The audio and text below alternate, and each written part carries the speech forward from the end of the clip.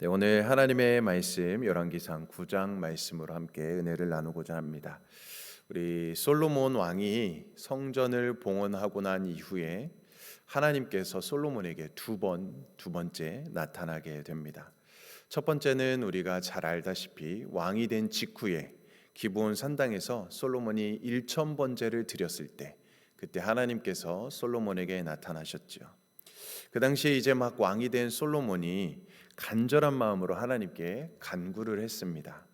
하나님, 제가 이 많은 백성들을 어떻게 다스려야 하겠습니까? 하나님, 저에게 지혜를 주시옵소서. 이런 애절하고 간절한 마음으로 하나님께 기도를 드렸지요. 그때 솔로몬이 하나님께 1,000마리의 1,000번제를 이렇게 제사를 드렸지만, 물론 그것도 너무나도 귀하지만 그것 때문에 하나님께서 솔로몬에게 나타나셨던 것이 아니었습니다. 솔로몬이 이 하나님을 향한 그 간절한 마음, 그 진실된 마음으로 하나님께 찾고 구했기 때문에 하나님께서 그에게 나타나셨던 것입니다. 정말로 우리가 단 한 마리의 제물이라도 마음을 다해서 하나님께 드린다면 하나님께서는 그 마음을 받아주시는 것이죠. 그러므로 우리가 제물의 많음, 적음, 이것이 중요한 것이 아니라 우리가 하나님께 정말 마음을 다해서 우리가 하나님께 제사를 드리는가, 우리가 마음을 다해서 하나님께 예배를 드리는가, 이것을 하나님께서는 우리 그 마음의 중심을 보신다라는 것입니다. 사랑하는 성도님들, 그렇기 때문에 우리가 예배의 자리마다, 모든 예배마다 우리가 간절한 마음으로 나올 수 있게 되기를 주님의 이름으로 축복합니다.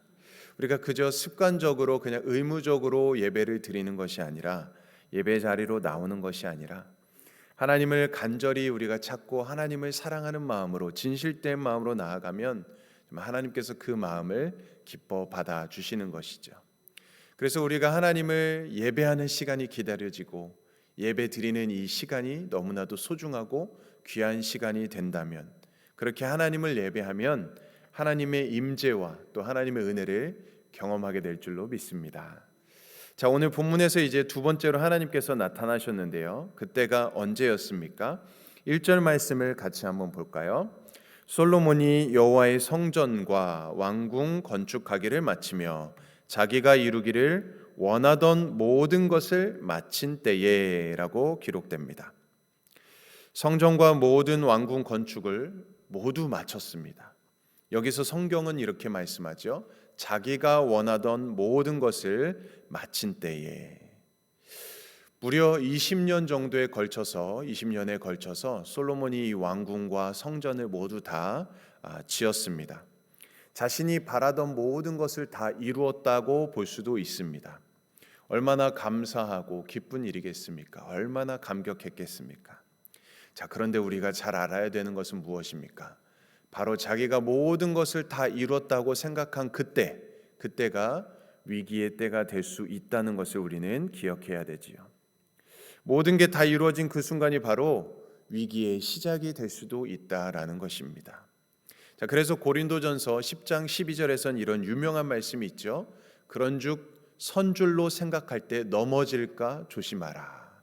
선줄로 생각한 그때에 자칫하면 넘어질 수 있다라는 것입니다. 지금 솔로몬이 자기가 이루기를 원하던 모든 것을 마친 그때입니다. 자, 성공은 우리에게 큰 은혜가 되지만 동시에 위기가 다가올 수도 있다는 것을, 그래서 우리는 반드시 기억해야 되는 것이죠. 솔로몬은 지금 원하는 것을 다 이루었습니다. 집권 초기의 정적들을 다 제거했고요. 지혜의 왕으로 열방의 이름을 떨치기도 했습니다. 모든 사람들이 솔로몬을 보기 위해서 찾아오기도 했고, 또 많은 주변의 나라들을 다스리기도 했고요. 그리고 많은 부와 영화를 누리기도 했습니다. 지금 그리고 성전도 지어서 하나님께 영광도 올려드렸습니다. 그리고 화려한 왕궁도 지어서 그야말로 그 명예와 또 그의 권세가 하늘을 찌를 듯한 그때입니다. 그가 원하던 게 다 이루어졌습니다. 그래서 하나님은 솔로몬에게 두 번째 나타나셨습니다. 자, 그 하나님께서 나타나셔서 솔로몬에게 뭐라고 말씀을 하셨을까요? 우리가 먼저 3절 말씀을 보겠습니다. 3절 말씀. 하나님께서 약속의 말씀을 하시는데요. 3절 말씀이 이렇게 기록됩니다. 여호와께서 그에게 이르시되 내 기도와 내가 내 앞에 간구한 바를 내가 들었은즉 나는 네가 건축한 이 성전을 거룩하게 구별하여 내 이름을 영원히 그곳에 두며 내 눈길과 내 마음이 항상 거기에 있을 것이다 라고 말씀하십니다. 성경을 보면 하나님이 성전을 지으라고 말씀하시지 않았습니다. 성전을 요구하시지 않았습니다. 하나님은 절대로 건물에 연연해 하시는 분이 아니시죠. 그런데 다윗이 성전을 짓고자 하는 그런 감동이 들었고 그래서 그 간절한 소원이 생겼습니다. 하나님께서는 그 다윗의 마음을 귀하게 여겨주셨고 그래서 결국 그 아들의 때에 대해서 솔로몬이 성전을 건축하게 되었죠. 이 말씀을 보니까요, 하나님이 솔로몬의 그 중심, 그 마음을 보셨습니다. 그래서 이 건물을 지어서 네가 성전이라고 하니까 그러면 내가 이곳을 거룩하게 구별하겠다라고 약속해 주시는 것이죠. 그리고 내 이름을 영원히 그곳에 두고 내 눈길과 내 마음이 항상 그곳에 둘 것이다라고 말씀해 주십니다. 하나님의 임재가 계셔야, 하나님의 임재가 있어야지만 그곳이 하나님의 성전이 된다라는 것입니다. 하나님이 안 계시면 성전이 될 수가 없고 하나님의 말씀이 없으면 성전이 될 수가 없습니다.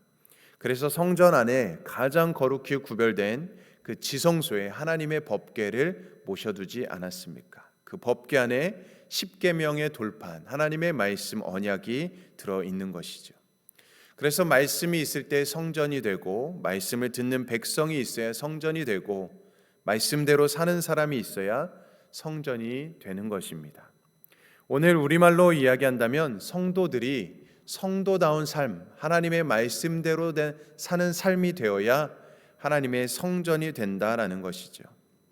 하나님께서는 바로 그 얘기를 말씀해 주고 있는 것입니다. 그래서 어떻게 해야 성전다운 성전이 되는지를 말씀해 주십니다. 4절 말씀인데 우리 같이 한번 읽어볼까요? 4절 말씀 시작. 네가 만일 내 아버지 다윗이 행함같이 마음을 온전히 하고 바르게 하여 내 앞에서 행하며 내가 내게 명령한 대로 온갖 일에 순종하여 내 법도와 율례를 지키면. 아멘. 이스라엘 왕의 기준은 누구입니까? 바로 다윗 왕일 것입니다. 그런데 우리가 잘 아는 것처럼 이 다윗 왕도 흠이 있었고 실수도 많이 했고 또 하나님 앞에 많은 죄를 저지르기도 했습니다. 그도 의로운 일만 하지 않았던 것이죠. 역시 죄를 지었습니다. 그런데도 하나님께서 다윗을 하나님의 마음에 합한 자라고 그렇게 인정해 주었던 그 이유가 무엇이었습니까? 그도 온전하지 못했던 자였지만 하나님께서 그를 하나님의 마음에 합한 자다. 그가 내 마음에 그 마음에 온전하고 바르게 하였다라고 다윗을 인정해 주었다라는 것이죠. 여러분, 이게 바로 신앙의 비밀이라고 생각합니다. 우리는 결코 온전할 수 없죠. 완전할 수 없습니다. 어떤 사람이 온전할 수 있겠습니까? 다윗이 온전해서 하나님의 마음에 합한 자다라고 하신 것이 아니라 그러나 그는 죄를 지을 때도 하나님을 생각했기 때문에 죄를 지었음에도 불구하고 그가 하나님께로 돌이키고 하나님께로 금방 깨닫고 뉘우치고 돌아섰기 때문에 그렇기 때문에 하나님께서는 그를 마음에 합한 자라고 하여 주셨고 마음이 온전하다라고 말씀해 주셨던 것입니다. 이와 같이 하나님을 기억하는 마음이 있다면 또 우리가 죄로부터 돌이키는 그 마음이 있다면 하나님께서는 그 작은 믿음이라고 할지라도 그가 범죄하고 실수했다고 할지라도 돌이킨다면 그를 인정해 주신다라는 것이죠.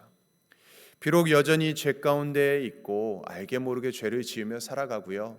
순간순간 죄의 유혹에 넘어갈 때도 너무나도 많지만 그럼에도 우리가 돌이키고 하나님을 생각하고 어떻게 하면 하나님께 더 나아갈까, 하나님과 관계를 이어갈까, 하나님께 돌아오는 그 모습, 그것을 바라보시면서 하나님께서는 그 믿음을 인정해 주신다라는 것이죠.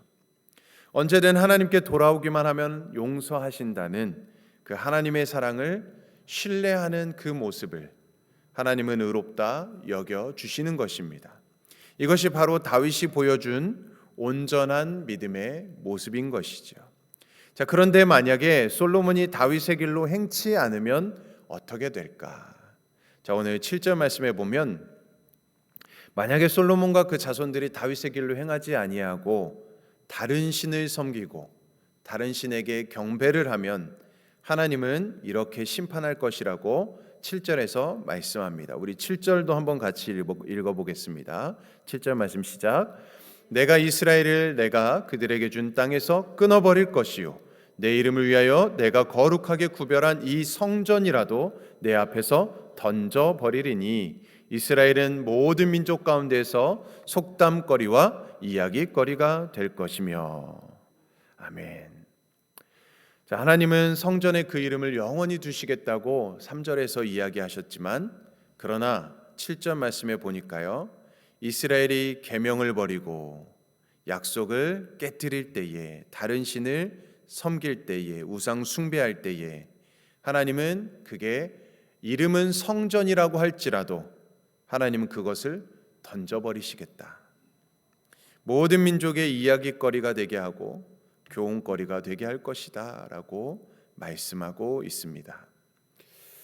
오늘 우리가 사는 시대에도 얼마나 많은 우상을 섬기는지 모릅니다.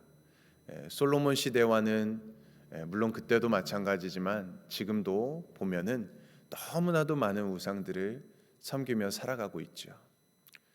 그 일례로 일단 돈을 얼마나 많이 사람들이 따라가고 사랑하고 돈을 섬기며 살아갑니까?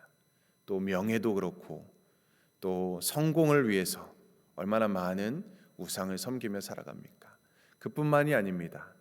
지식을 위해서 또 많은 이념과 또 정치와 영화와 음악과 스포츠와 여러 가지 우상들을 섬기며 살아갑니다. 그 중에서도 가장 많은 제일 큰 우상은 무엇입니까? 자기 자신이 우상이 되어서 살아가는 것이죠.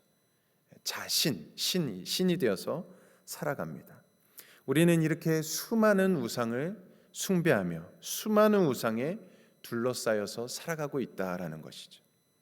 하나님보다 더 많이 사랑하고 더 많은 것을 생각하면서 살아가는 우리들의 모습을 바라보게 되지요.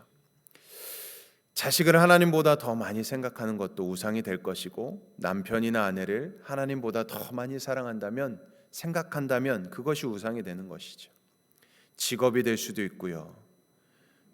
여러 가지 많은 것들이 우상이 될 수 있습니다. 자, 우리 인간의 마음은 그야말로 많은 우상들을 만들며 살아가고 있다라는 것이죠. 우리가 우상의 신상에 가서 절하지 않는다고 해서 우상을 섬기지 않는 것이 아닙니다. 우리의 성공, 나의 명예, 또 나의 소유, 나의 관계, 하나님보다 더 중요한 것이 있다면 그 모든 것이 다 우상이 될 수 있는 것입니다. 그래서 오늘 말씀합니다. 7절 말씀에서 그런 것들로부터 우리를 돌이키라고 말씀해 주고 있는 것이죠. 솔로몬에게 선줄로 생각할 때 넘어질까 조심하라는 것이 바로 그것입니다. 모든 것을 다 이뤘다고 생각한 그때에 조심하라고 하나님께서 말씀해 주고 계시는 것입니다. 사랑하는 성도님들, 그러므로 오늘 우리 자신을 우리가 다시 한번 되돌아보면서 나에게는 어떤 우상이 있는지를 한번 생각해 봐야 되겠죠. 내가 하나님보다 더 사랑하는 것이 무엇인가? 나의 시간과 나의 물질과 나의 재능과 나의 모든 것을 하나님보다 더 사용하고 있는 것이 있다면 무엇인가? 성전된 우리를 성전되지 못하게 하는 것들, 성전을 더럽히고 타락하게 만드는 것들, 이제 우리가 그것으로부터 떠나도록 우리는 기도해야 하는 것이죠.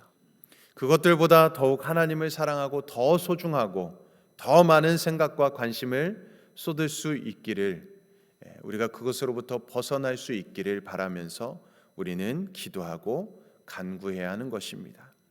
그래서 이제 우상으로서가 아니라 우리의 자녀들, 우리의 남편, 우리 아내, 우리에게 주어진 모든 것을 하나님 안에서 생각하고 우리에게 맡겨진 일들, 맡겨주신 모든 소유를 하나님 안에서 누릴 수 있는 성령이 거하시는 하나님의 참된 성전으로 거룩하고 구별된 하나님의 성결한 백성으로 살아갈 수 있는 저와 여러분 모두가 될 수 있기를 주님의 이름으로 간절히 축원드립니다. 아멘. 우리 함께 기도하겠습니다. 사랑과 은혜가 충만하신 하나님 아버지, 오늘도 이 새벽에 우리를 주님의 전으로 불러주셔서 하나님의 말씀으로 우리의 마음을 비춰주심에 감사드립니다. 주님께서 솔로몬에게 나타나셔서 그의 기도와 간구를 들으시고 성전을 거룩하게 하셨듯이 오늘 우리의 이 예배와 기도를 기쁘게 받아 주시옵시고 우리의 마음이 늘 주님께 향하게 하시고 주님의 이름이 우리의 우리 삶 가운데 떠나지 않게 하여 주시옵소서. 그러나 주님, 솔로몬에게 경고하셨듯이 우리가 주님의 말씀을 떠나 다른 길로 가지 않게 하여 주시고 세상의 수많은 유혹과 교만으로 인하여서 하나님을 잊는 죄를 범하지 않게 하여 주시옵소서. 우리의 가정과 우리의 교회가 주님의 언약 안에 굳게 서게 하여 주시고 언제나 하나님의 중심으로, 말씀 중심으로 예배 중심의 삶을 살아가게 하여 주시옵소서. 우리 안에 있는 모든 우상들을 제거하게 하여 주시옵시고 우리가 선줄로 생각할 때 넘어질까 조심하면서 날마다 주님 주시는 은혜 안에, 주님 주시는 평강 안에서 날마다 감사함으로 기쁨으로 하나님께 영광 올려드리며 살아갈 수 있도록 인도하여 주시옵소서. 오늘 하루도 주님과 동행하며 주님 손으로 하는 모든 일에 복을 주시고 우리의 말과 생각이 주님께 영광을 나타나게 하여 주시고 성전을 거룩하게 하신 하나님, 이 새벽에 드린 우리의 마음도 주님의 성전으로 삼아 주시옵시고 하나님 영광 나타나게 하여 주시옵소서. 감사드리며 예수 그리스도의 이름으로 간절히 기도드리옵나이다. 아멘.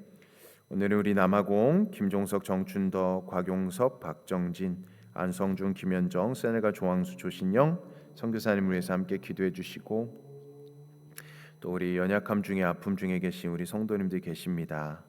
특별히 어제 수술을 마치신 우리 전한수 장로님 위해서도 우리 함께 치유의 은혜가 임하도록 온전히 회복되도록 함께 기도해 주시고 또 우리 가을 가족 축제, 또 사랑의 슈박스, 또 학부모 세미나, 또 우리 구역 축제까지 우리 모든 가을 가족 축제 이 사역의 하나님 은혜 가운데 잘 진행될 수 있도록 풍성한 은혜를 누리는 시간 될 수 있도록 함께 기도해 주시고요. 또 우리 각자 가정과 개인과 또 사업장 일터를 위해서 또 우리 교회를 위해서 기도해 주시고 또 이 나라 민족 세계와 열방으로 해서 오늘도 우리 주님의 이름 한 번 외치며 합심으로 기도하겠습니다. 주여